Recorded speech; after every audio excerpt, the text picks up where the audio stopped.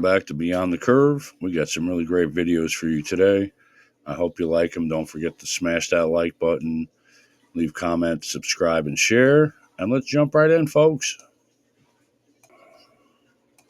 Want to see proof of the firmament, the waters above, and cosmic fish? Let's start with the firmament. This is a video from one of the most popular celestial accounts on TikTok. He is a glober. He accidentally shows us the firmament and doesn't even realize that is frosted glass. Look at that. If you have no idea what the firmament is, Haven's going to walk us through really quick. Genesis 1:6, and God said, "Let there be a firmament in the midst of the waters, and let it divide the waters from the waters." It's often understood as a solid dome or expanse that separates the waters above from the waters below. And we know it's a dome because the Hebrew word translates to expanse or dome. The Greek further solidifies this, and we've always known that we live in a semi-flat realm with a dome-shaped covering. You can literally see waves of water going over the moon in like every telescope video. Look in the craters, you can see the water bubbling up in them and blinking. This is what stars actually look like in telescopes. Firmament Guy also showed us these galaxies. You can tell they're definitely underwater. And look at these stars all around floating. This is bioluminescent water. We get this on Earth at certain times. Bottlenose dolphins in bioluminescent water. And wait for it.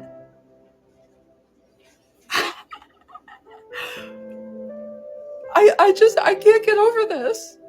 I love the Northern Lights, and this just makes it so much better. In Alaskan folklore, they thought that the Northern Lights were cosmic fish or salmon swimming back home to the great wise bear. And Polaris, God's room, is a part of the bear constellation. Could this be the river of life? So now, knowing what we know, that the Bible never lies, there's waters above and a firmament, and there's legends about cosmic fish in multiple ancient cultures. Listen, I'm not saying that these are cosmic fish, but I don't think they're UFOs. The more I look at things, the more I'm just mind blown. He really took a bunch of darkness and created unfathomable beauty out of it. I don't even think we've scratched the surface on what God has done. Here is a way you can prove the flat Earth irrefutably. Ready for it? The Suez Canal. That's right. This engineering marvel is over 120 miles long and completely level the entire way. No dips, no drops, just straight flat water. Now, if the Earth were truly a globe, we'd expect to see some sort of curve over that distance, right? So why is it perfectly level? Let's dive deeper into this. You've got this massive canal connecting the Red Sea to the Mediterranean, allowing ships to travel in both directions with ease. But if we're really living on a globe, shouldn't there be at least a little drop-off along those 120 miles, even just an inch? That's what you'd expect if the Earth curved, right? So why is it completely flat? In fact, here's a little experiment for you. The next time you fly, try recording the entire flight. Just let the camera run and notice something. There's no curve. The plane doesn't dip. You don't feel yourself nosediving to compensate for the Earth's curvature. Even better, ask the pilot if they have to account for the Earth's curve while flying. Most likely, they'll look at you and say no. And let's be honest, if gyroscopes don't account for curvature, then why should we? But let's not stop there. Let's talk about emergency landings. If you look at flight patterns and emergency landings, you'll notice something odd. They only make sense on a flat Earth map. You know, the one that looks an awful lot like the United Nations logo. On a globe, these landings are way out of place. It's almost as if the Earth isn't a spinning ball, but a flat plane, just like some of us have been saying all along. And water. Let's think about that too. When you spin water in a bucket, does it form a ball? Nope. It convexes outward. It does the complete opposite of forming a sphere. Water seeks its level. It doesn't curve around a ball. It's in the very nature of how fluids behave. So why would we think oceans are bending around a globe? It just doesn't add up.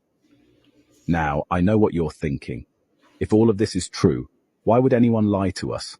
What's the motive behind convincing us we live on a spinning ball when in fact, Hiding God. the Earth is flat? Well, let's talk money. Space exploration is a trillion-dollar industry. NASA alone rakes in $69 million a day, every single day, from your tax dollars. To put that in perspective, that's more than what all the McDonald's in the world make in a day. And you can Google that if you don't believe me. The truth doesn't need to lie to win. It just is. But lies need your belief. They need your participation to exist. So why is the globe theory constantly pushed while the flat earth idea is ridiculed? Maybe it's because the truth of our world is something they don't want us to see. Maybe they don't want us questioning the status quo. 200 proofs. This might be the easiest way to prove the firmament is real, not just a belief, but actual science. Most people think the firmament is just a myth from old books. But what if it's real? What if it proves the flat Earth? It is real. Let's break it down super simple. There's a layer in our sky called the ozone layer. It's made of something called O3, a type of oxygen. Now, here's the crazy part. O3 freezes solid at minus 420 degrees Fahrenheit. And space? It's even colder, around minus 450 degrees Fahrenheit. That means the oxygen way up there could actually be frozen solid like ice. Imagine a clear glass-like shield over us. That could be the firmament. And right below it, there could be liquid oxygen, maybe within the waters above that ancient texts talk about. It fits. Then guess what happens? When it warms up, the frozen oxygen turns into gas, floats back up, and freezes again. Over and over. A never-ending loop. This creates a natural barrier, a shield, a firmament. Now think about this. What if rainbows aren't just from rain? What if we're seeing reflections off that glass dome above us? That would mean the firmament reflects light, like a giant prism in the sky. The flat Earth model says there's a dome above. This could be it. Ever noticed we never see a rainbow without water in the air? That's because the water shows us the hidden reflection. A rainbow bouncing off the firmament. It's not just light bending. It's a clue to the shape of our world, a clue to the flat Earth. This isn't a coincidence. Nature is attempting to tell us the truth. If this made you think, there are many more where it came from. Hit follow and dive deeper into the firmament, flat Earth, and everything they don't want you to know. These low-flight jets proves that Earth has no curvature. They never dipping the jet fighter craft's nose down. It is necessary to adjust with the Earth curvature if the Earth indeed has curvature. As a matter of fact, they fly straight towards their destination without any adjustments to the so-called Earth curvature.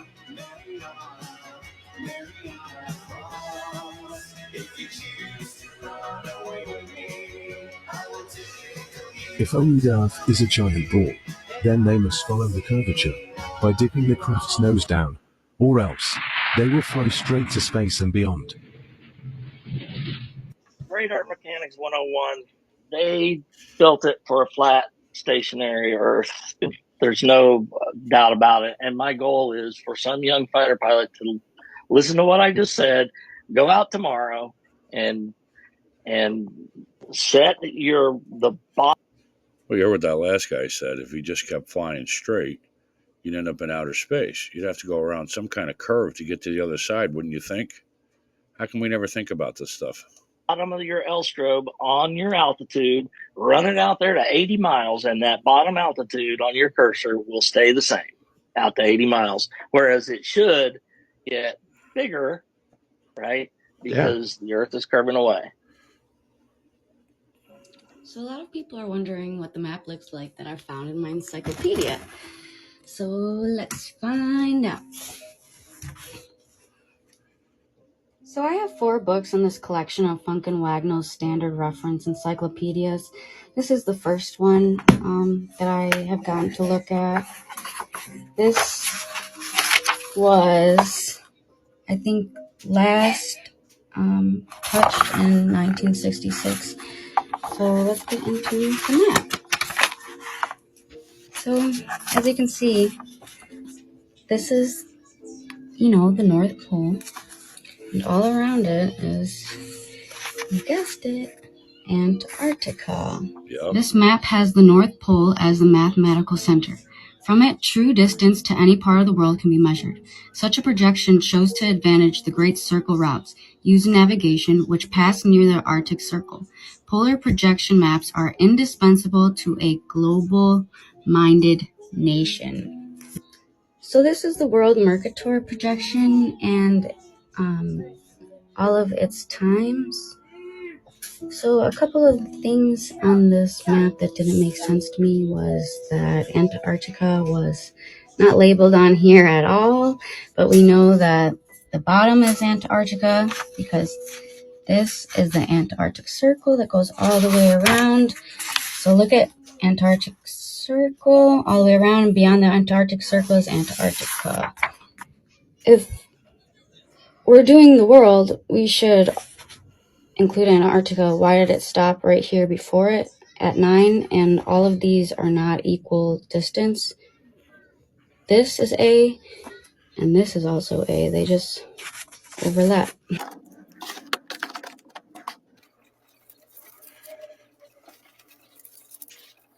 So I took this map and I cut it up and I marked down the lines of the Arctic Circle, the equator, and the Antarctic Circle. Let's put this together. So you can see that A and Z are practically the same. They have the same time. So when you put this map together, it looks like the first map that I showed you. And we know that the North Pole is in the middle of the Arctic Circle, which goes around here. All of the times are right, and we are surrounded by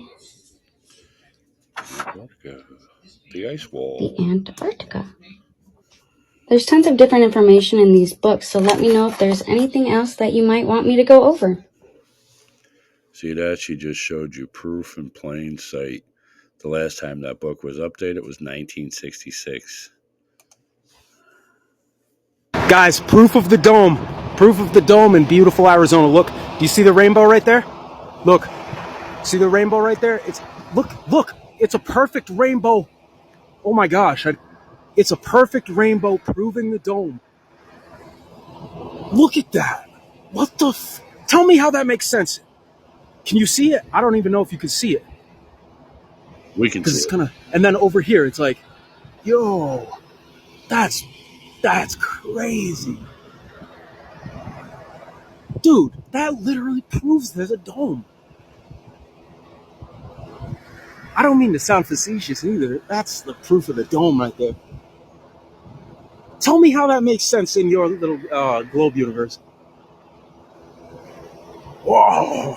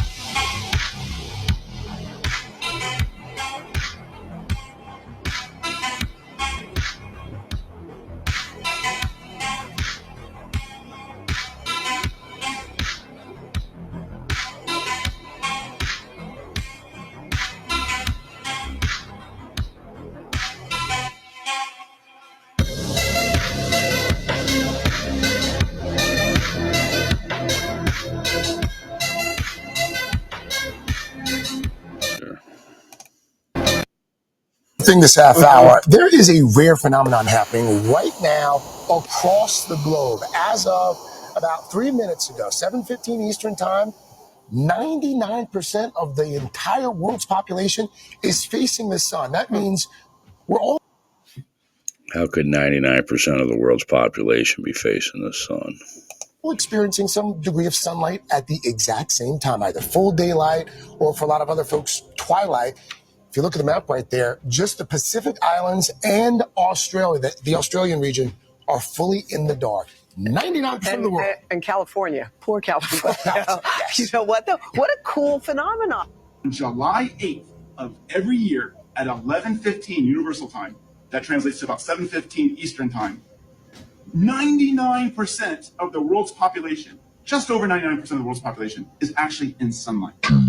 Hours later.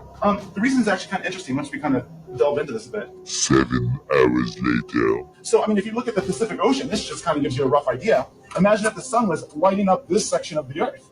You see that there'd be a very small amount of Earth's population. Right. But over here, when you get Asia, Africa, maybe some of North America and some South America, you can see that you have a much larger percentage of the Earth's population that could be in sunlight. 1 eternity later. Let me reference this tweet. It's actually kind of cool. And if we take a look, they actually put a map with it that helps explain this just a little bit. So if I zoom in just a tad, what you can see is that each July 8th at 11:15 UTC, Universal Time, that's Greenwich Mean Time if you're kind of curious, right through Greenwich, England. It's true. Earth, round like ball. White man live all sides. That is true. White men on bottom, not fall off. Never been there. Maybe they do. And that's definitely mocking the Ball Earth model with that grin by Elvis. So this is just one connection when it comes to Elvis and Flat Earth in movies. Let's take a look at this one here from 1967. The title of the movie is called Clambake. And thanks to my brother in Australia, Billy Zig, for uploading this scene to his channel. Let's take a look here. And obviously, first off, you see Elvis on the dome. You see the star symbolism as well. Let's get right to it. Very short, but very, very important as far as Flat Earth clues in plain sight.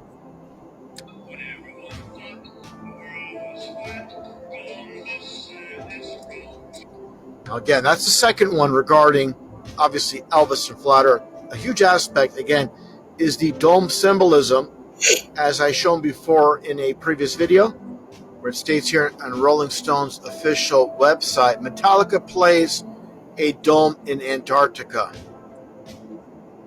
Just as you see here, Metallica under the dome. And again, they always put the truth in plain sight through symbolism. And here you see Metallica, the band, under the dome. Elvis, the Red Dragon. Again, symbolism is key in this world. Pointed this out before in a previous video. Again, getting back to the 8-pointed star, just like you see here. And as I shown before again in a previous video, Prince Charles in the connection with Dracula and the 8-pointed stars. Again, stars are souls. So very key, so very important why they spotlight this. And of course, the son of the dragon, and that is, of course, Dracul or Dracula and Prince Charles. This is a time lapse of the stars. Okay, I want y'all to look very closely. Notice right here, this is Polaris and it's not moving. Why does it look like they're all spinning around us? But if we're traveling through space like this right here, I bet a lot of y'all didn't know this. This is what we're doing, okay? Look, that's the sun. All the planets are spinning. They're all spinning around. Blah, blah, blah, blah, blah. How on earth is this right here happening? I mean, really and truly, we're going around the sun and we're spinning. As we're going around, they say, why is it that Polaris always seems to just sit there? And y'all are going to be like, oh, well, it does move and it has moved, dude. Y'all are the same ones that believe it spins at 1,000 miles per hour. Look, it's 67,000 miles. I think that used to say 66 because people were like 666 anyways. If it's, look, the sun and Earth orbiting around the center of the galaxy approximately 447,000 miles per hour. Our combined speed with the sun is estimated to be 1.3 million miles per hour. Not to mention, this was a high-powered camera sent way up. And look at this right here. Where's the curve at, y'all? No, I'm not saying the Earth is flat by any means, fact checkers. I'm just wanting to know, where is the curve at? And why does it appear that all the stars are spinning around us, dude? There is no argument. You can't argue with me, okay? You can't. Have a good day, Johnny. This is a time lapse. We're the center of God's creation. Don't let anyone tell you different. From the beginning of recorded history, and for thousands upon thousands of years, cultures across the entire world all believed the Earth was flat. Their various cosmologies and cosmogonies differed in slight ways, but their overall geographies and astronomies were incredibly consistent and in fact virtually identical. The Earth was a stationary plane, void of any motion or curvature. flat across its entire expanse, except of course for hills, mountains, and valleys. The North Pole was the magnetic monopole center point of the flat Earth, with Polaris, the North Pole star, situated directly above. Polaris was the only motionless star in the heavens, with all the other constellations revolving perfect circles over the Earth every night. The stars were divided into two categories, known as the fixed stars and the wandering stars. The fixed stars were so called because they were observed then, as we can observe today, to stay fixed in their constellation patterns night after night, year after year, century after century, never changing their relative positions. The wandering stars, what are today referred to as planets, were so called because they were observed then, as we can observe today, to wander the heavens, taking their own unique spirograph-like patterns, making both forward and retrograde motions over and around the Earth during their cycles. The sun and moon were both of equal size, and they too revolved over and around the motionless Earth, as immortalized in the Chinese yin-yang symbol. The sun and moon were much closer to Earth than supposed nowadays, and each shined with their own unique opposite lights, the sun's being warm, golden, drying, preservative, and antiseptic, and the moon's light being cold, silver, damp, putrefying, and septic. The sun and moon, as though connected to a magnetic maypole, made alternating spiral journeys over and around the Earth every year. The sun began its journey at the Tropic of Capricorn at the winter solstice, where it made its fastest and largest circle over the Earth. For the next 3 months, every day the sun slightly narrowed its path and slowed its speed until by the spring equinox the sun had spiraled its way from the Tropic of Capricorn to the equator. Then for the next 3 months, again every day, the sun continued to slightly narrow its path and slow its speed until the summer solstice, when the sun made its smallest, slowest circle around the Tropic of Cancer. Once the sun reached this innermost circle, like the ribbons and dancers around the maypole, the sun would then begin its opposing, widening, quickening journey back to the Tropic of Capricorn. For the next 3 months, every day the sun slightly widened its path and hastened its speed until the autumnal equinox, the sun had spiraled its way from the Tropic of Cancer back to the equator. Then for the next 3 months again, every day the sun continued to slightly widen its path and hasten its speed until the winter solstice, when the sun made its largest, fastest circle around the Tropic of Capricorn, and the annual journey began again. The moon had a similar yearly path revolving over and around the Earth, but unlike the sun, which constantly changed its speed to keep a consistent 24-hour day, the moon's speed never changed. So depending on its latitude, the moon was observed then, as we can observe today, to take approximately 24.7 to 25 hours per cycle. This is why at different times and places during each month, we can see the moon in the morning, afternoon, or night. This is also the origin of old fairy tales, such as The Hare and the Hedgehog, or The Tortoise and the Hare. The hare, like the sun, begins the annual race full of energy, excitement, and ego, declaring himself the definite winner, and gets off to an immediate head start. Meanwhile, equally confident in his seemingly lesser abilities, the humble, slow, and steady tortoise moon begins as well, allowing the hare to lead. As the race carries on, the cocky hare tires and slows down, or takes a nap, at which point the tortoise overtakes him. This is analogous to the moon reaching the Tropic of Cancer before the sun each year and beginning its return journey. When the hare reaches this halfway point of the race, he realizes his lackluster attitude has resulted in being overtaken by the slower tortoise, and begins to speed up again. Then, for the remainder of the race, the sun picks up speed day by day, gaining on the moon, but ultimately losing as the slow and steady tortoise reaches the finish line before the hare and wins. So for ancient man, Earth and Polaris were the two immovable center points of the universe, around which the sun, moon, and other stars all revolved in a dome-like shape. Some cultures believed in a literal, physical, solid dome or firmament to which the fixed stars were bound. Other cultures mythologized the axis mundi as the world tree with Polaris at the center and all the other constellations forming the branches. In these flat Earth depictions, The North Pole occupied the center point, and south was all straight lines extending outwards from there. East and west were not straight lines, as is assumed nowadays, but were in fact circles, just like all lines of latitude and the paths of the celestial bodies. The southern circumference of Earth was surrounded by a gigantic wall of ice 150 to 200 feet above sea level, holding the interconnected oceans in like a World Cup.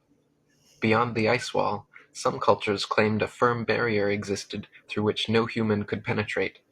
Other cultures believed there were entire worlds and other civilizations existing beyond the Antarctic ice. Currently, and for the past half-century, there has existed an international Antarctic treaty preventing all independent exploration of Antarctica. Pre-approved guided tours exist which take visitors to a few coastal regions of Antarctica, but no independent exploration of the continent is allowed. Sailors like Jarl Andhøy have been caught attempting to explore Antarctica and threatened, turned around at gunpoint, fined, and jailed for violating this militarily enforced international treaty.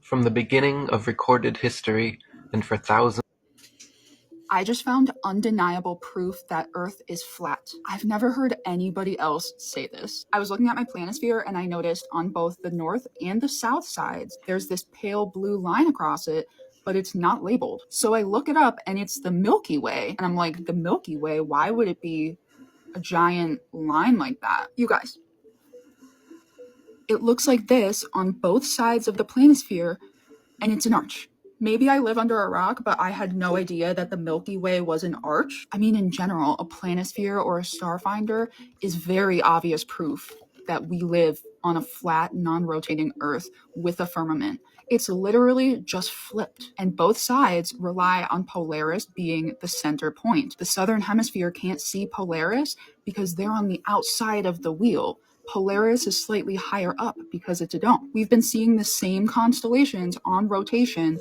for all of time with zero changes. We know exactly when we're going to see them. And if that wasn't the case, we wouldn't be able to have an astrology wheel. If you're watching this video and aren't convinced that we live under a firmament, that's kind of scary because it's very, very obvious. I just found undeniable proof that Earth is flat. Creep on in, on in, on in.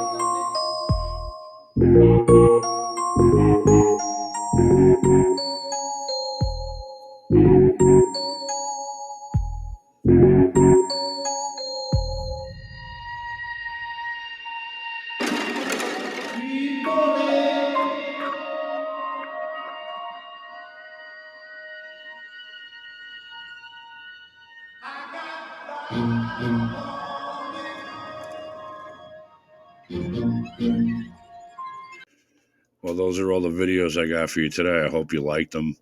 I hope they opened your eyes and broadened your horizons a little there. If watching those or just using your own senses and your own eyeballs, you don't realize we live on a flat Earth, I can't help you. But I hope you enjoyed them. Hit that like button. Don't forget to subscribe. Leave me some comments. Let's talk about it. Have a great day.